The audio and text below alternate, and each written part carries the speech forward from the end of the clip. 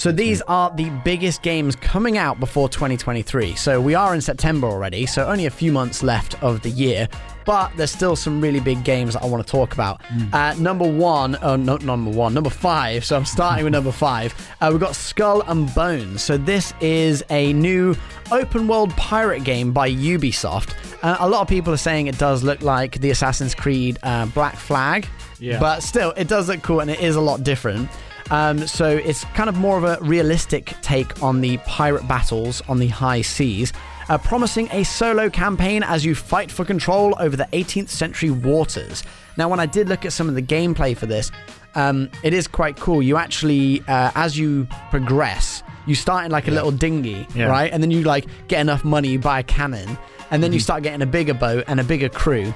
And you've actually got to keep your crew happy whilst you're doing it, which I think is quite cool. So if your crew are unhappy, you might get a mutiny on your hands, which I think is cool. Is this multiplayer, do you know? Yeah, so it's online. Yeah. So you'll be fighting against other ships as well. There's bounties that you need to go and do, and you can earn, gold and stuff for that and upgrades and stuff. If you do get blown up, you don't have to start again, but you will kind of lose a bit of progress, and then you have to kind of build up again. But I think you still have your ship and stuff. Yeah. You're just, a little bit damaged.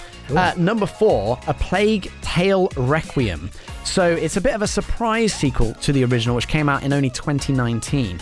You'll be following the same 2 heroes who will have to do whatever it takes to survive in the game's brutal world, full of a literal sea of ants. I looked at the trailer and the gameplay today. There is literally, not ants, rats. Why did I say ants? Rats. I mean, kind of the same, but they're a lot more annoying. But literally, the game looks like it's just rats everywhere. Yeah. And you have to try and escape these rats whilst also like fighting other people. Yeah, I did play the first one. You had to scare away the rats and make a path with fire. It is quite hard, but it's really good. Sounds fun though. Number 3, we got High on Life, which is the upcoming comedy adventure from Rick and Morty creator Justin Roiland.